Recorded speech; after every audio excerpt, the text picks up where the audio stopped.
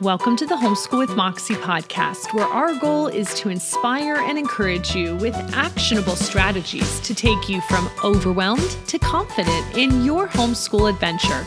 I'm your host, Abby Banks, and this is episode number 83. This episode is brought to you by my inductive Bible study courses for kids all the way from kindergarten through 12th grade.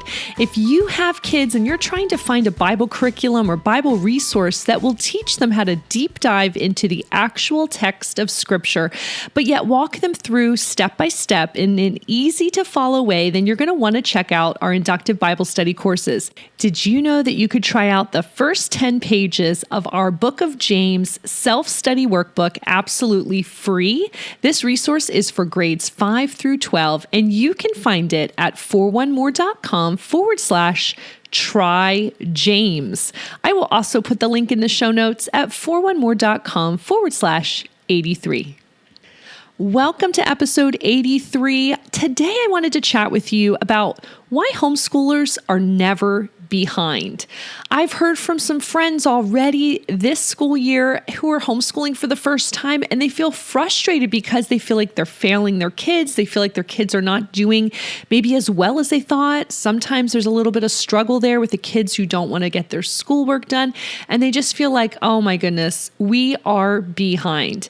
I want to tackle that myth today, and if you are thinking these things, I might be in your head right now because you might have been thinking the very same thing, but I want you to realize homeschoolers are never behind. Let's tackle this myth and let's come up with some solutions today. So are you ready? Let's jump in. First, I think we need to define what we mean when we say our kids are behind. Behind what? Behind a standard grade level that they would have at the public school down the street. You do realize that those grade levels are arbitrary, right? Who is to say that every 7-year-old is going to be at the exact same stage of their reading comprehension, their reading ability, their math ability, their listening skills? I mean, you realize even when you have babies and they learn to walk, they are all at different ability levels, and some of them do it really quickly, some of them do it really slowly. I always laugh about potty training because we had 4 boys right off the bat, and I would hear from mothers of little girls, and they would be saying that their 18-month-old was completely potty trained. And here I was with like a 4-year-old or a 4.5-year-old boy who had no interest in leaving his toys behind to go learn how to sit on the potty. He just didn't care. And so I laugh at that, kids can be wildly different at the same age, and they all are progressing at their own pace. So when you say they're behind, you're probably talking about what you think a standard 4th grader should be doing, or 8th grader, or 10th grader. But is any child standard? Well, no. Obviously, if you even have one child in your home, you know they are unique. And so, children are going to all be developing at different levels, and you are not behind when you're homeschooling. Because what is homeschooling? It's essentially meeting your child where they are and then helping them progress from there, helping them to learn to love to learn, keeping that curiosity growing, putting wonderful resources in front of them, getting them to love to read and to learn these things naturally. You don't want to squash that love of learning. And so are they ever behind? No, they're not. And so we have to stop using those words, because even a child in, say, a 5th grade classroom, there is no standard child. They are all different. And this is why it's hard for a classroom teacher to meet all those children where they are, because they're not all at the same place. And so you need to realize that what you mean when you say your kids are behind, and we need to stop using that terminology. The main point here is that no child is standard. Every child is unique. You could be in 2nd grade and you could have a 3rd grade reading level, a 5th grade math level. Like, it could be you could be way above your actual grade level. You could be way below it. And there's probably a mix of everything in between, because kids develop at different speeds and different paces. We had a really bad situation with a private Christian school treating our dyslexic son as behind. And when we moved to a new area many, many years ago, when he had completed first grade, he was going into second grade. And I won't go into all the details, but we had a really bad situation. We had been homeschooling already. I knew this one child had possible dyslexia, had a reading difficulty. Okay. He had trouble. He wasn't reading as easily as his older brothers had. And so I knew that there was some struggle there, but I also knew that by homeschooling, we would probably be able to get to the bottom of it. In an unhealthy situation we were in at the church we came to, my husband is a pastor, we ended up putting our children in the local Christian school. And it was one of the worst regrets of my life, because I knew from the first moment we went in for the interview that this was not going to help. But for reasons, I'm not going to get into all the little nitty-gritty details that were happening at the time in our situation, we ended up putting them in that school. And my dyslexic son, who was going into second grade, we were told he can't go into second grade because they're reading history textbooks at this point, and he's going to have a hard time keeping up. Now, think about that for a second.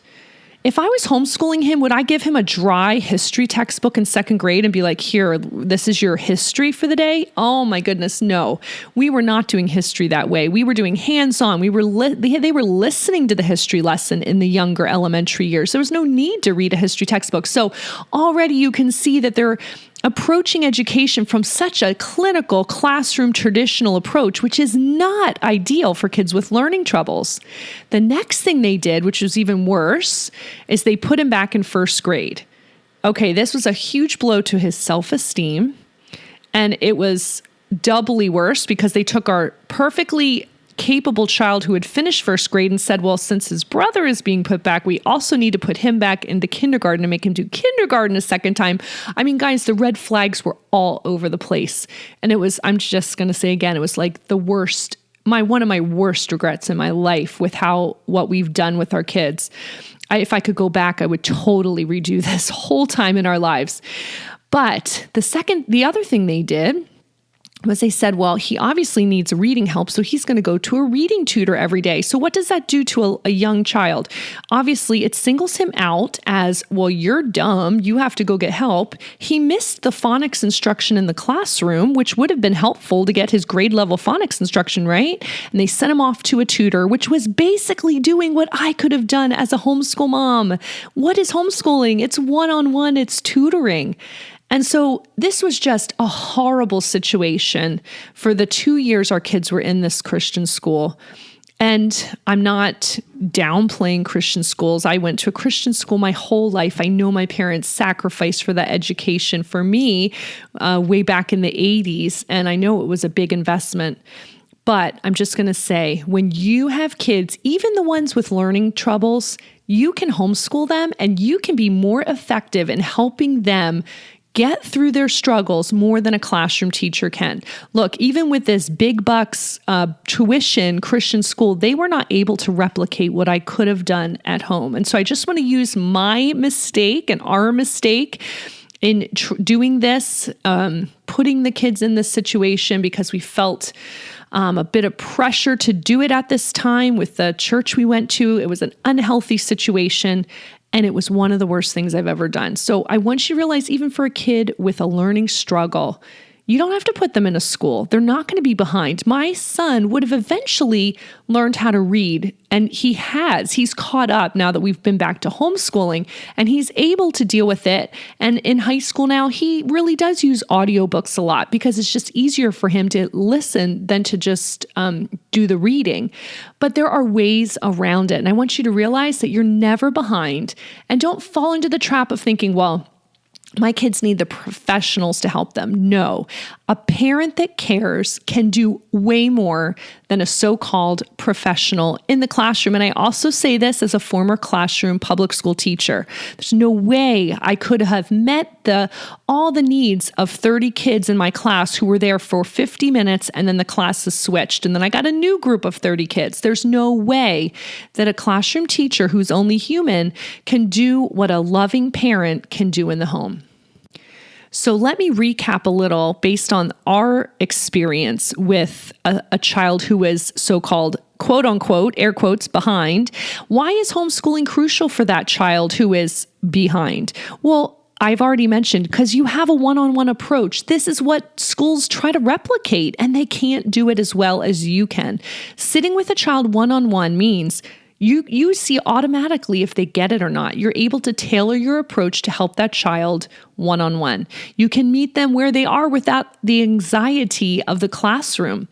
I also know of young kids who have some struggles in school, and they have anxiety going to school every day.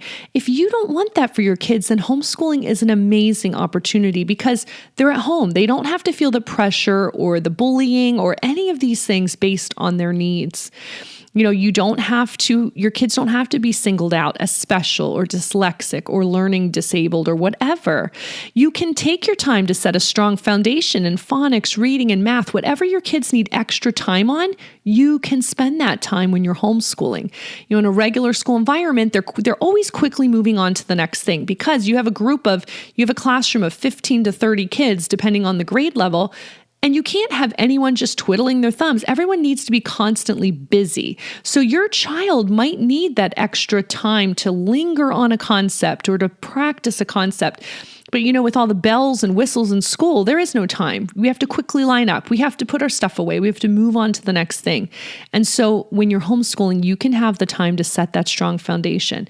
And then finally, I feel like homeschooling is crucial for a child who is quote unquote behind, because you can choose curriculum that is mastery based rather than grade level based. Remember, I said those grade levels are arbitrary. So if you feel like, wow, my child is supposed to be in 6th grade and he's not, he's behind 6th graders. Well, what does that even mean? You can choose a curriculum that you take step by step based on if your child understands the information, and then you move on. All About Spelling is an example of this kind of curriculum, and I will link in the show notes. But we tried so many spelling curriculums over the years before we landed on All About Spelling. And the graded spelling curriculums are number one, full of tons of busy work, and number two, random spelling lists and, kind of silly words, sometimes silly activities that aren't really teaching them the foundations of phonics and why we spell the way we spell. But the other thing about All About Spelling is it's not based on your grade level. So in this curriculum, you don't pick level 1 when you're in 1st grade, and you don't pick level 4 when you're in 4th grade. Even my dyslexic son, who was quite a bit older, went all the way back to level 1, because that's what you do. You start at the foundational level with any subject. And then once you understand it, you move to level 2 and then to level 3. And you might be able to get through several levels in 1 year. My daughter is in 2nd grade this year, but she's in level 3 of spelling because she's progressed and that's what she can understand. So I think you need to find curriculum that isn't pegged for a certain grade level, but it takes your kids through learning the foundations, and then it's mastery based. Once they master the concept, they move on to a harder concept. And that's where I feel like homeschoolers are never behind if that's how you're learning. So I want you to take that into account when you're choosing your curriculum. Okay, as we wrap up here, let's talk about some action steps and some solutions. If you're one of the homeschoolers that's saying, my kids are behind, I feel like I'm failing them. Well, let's talk about what to do if your child is struggling, because you're probably saying that because you have had a bad day or a bad week. You feel like things aren't going as smoothly as you had hoped. So let's talk about some questions to ask. Let's try to troubleshoot your situation. So the first thing I would do in that case, if you feel like my child's behind, they're struggling, I would ask if the curriculum is working for you. Is the curriculum the problem? Don't ditch curriculum immediately, because some things do take time. You might need a few weeks to see if it's a good fit. But after a little bit of time, if it's clearly not a good fit, you need to give yourself permission to switch it out. Not every curriculum is perfect for everyone. Even if your favorite podcaster or blogger or friend has recommended a curriculum, it might not be perfect for you. The second thing I would say is don't overdo it. Math is not worth it if after 30 minutes, everyone is in tears. Maybe you're trying to do too much. Don't even do a full lesson according to your curriculum. Just do a smaller chunk every day. As long as you're progressing forward, you'd be amazed at the amount of progress you can make, even with 10 consistent minutes a day in that subject area. So don't feel like, oh, we have to do the complete lesson. We have to do every equation. We have to do everything this curriculum says for one day. You certainly do not. And maybe you're overdoing it.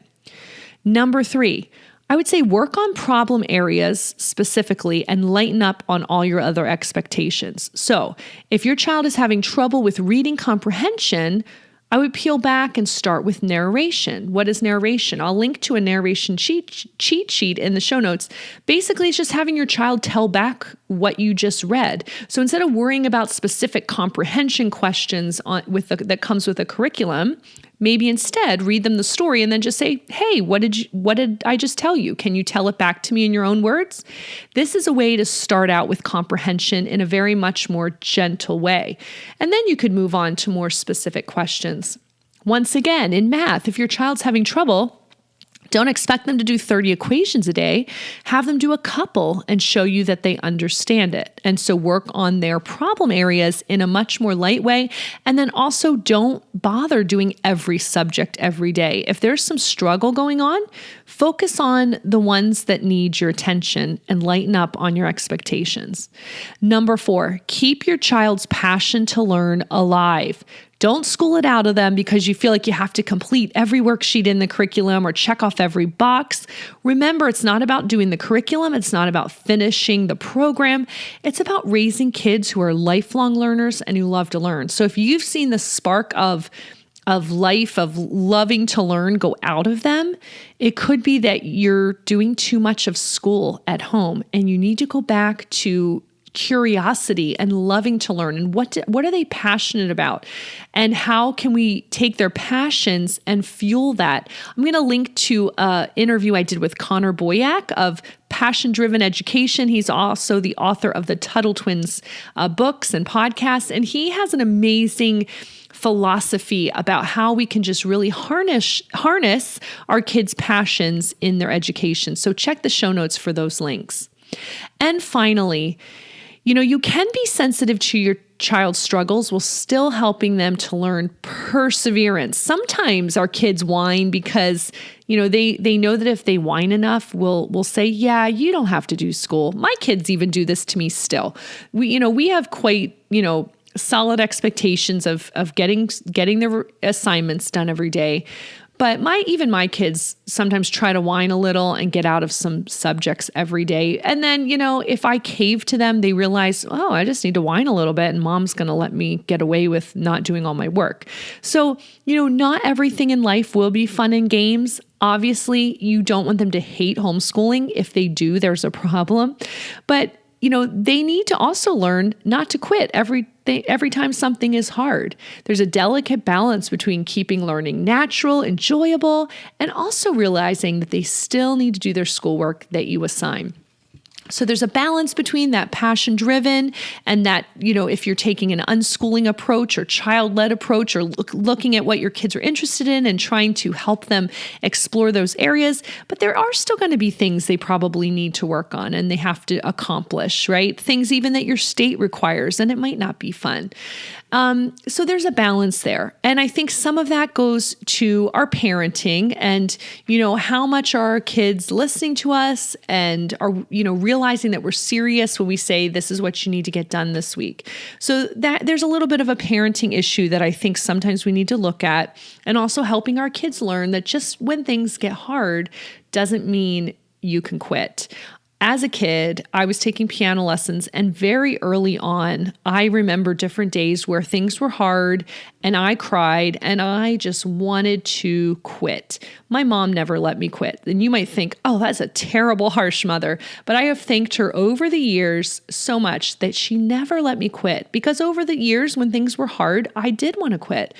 But I took lessons my entire life. I was able to take lessons in college. I was an accompanist in the fine arts department at our university. I teach piano lessons. I'm a published arranger. I have done many things with this piano gift that I've been given. And I always say to my mother over the years, I've always said, Mom, thanks for not letting me quit, because that is the typical kid thing, is to complain when things get hard. And she taught me perseverance by saying, no, like, you're not going to quit. You're going to keep going. And sometimes I feel like even with homeschool, this is the application we need to take as parents of, we need to teach our kids a bit of perseverance, because that character trait is much more important than the math concepts at that point, isn't it? Some of it comes down to character development with our kids. So I just want to end by saying your kids are not behind. As long as you're taking them where they are and continuing to progress and to get better and to improve, as long as you can see an upward trajectory over time, they're not behind. Don't compare them to another kid their age. Don't compare them to what you think that grade means in school. They're not in school. As long as you're, completing the requirements of your state laws regarding homeschooling, I think you're free to make sure your kids are progressing at their pace, at their level, at their ability, and keeping that love of learning alive. So don't fret, homeschool mom. You can do it. Doesn't mean every day is going to be rosy. It's definitely going to be difficult some days. But work through those questions I mentioned here in the podcast to see where the main issue is and see if that doesn't help your homeschooling. Make sure you also double check and listen in on my free workshop, 10 Truths to Crush Homeschool Burnout, which you can find at 41more.com/burnout, because I know that when you're struggling with the feeling of being behind, some of it can be burnout, even if you're only 1 month into homeschooling. It's seriously true. So check out that free workshop to get yourself grounded and your mindset. Some of it's mindset too, right? Could be your kid's mindset, could be your mindset as a homeschool mom. So check out that workshop. Hey, you can find a lot of links I'm going to put in the show notes that I hope will be a help to you during this time. The show notes are at 41more.com/83. And in the meantime, happy homeschooling.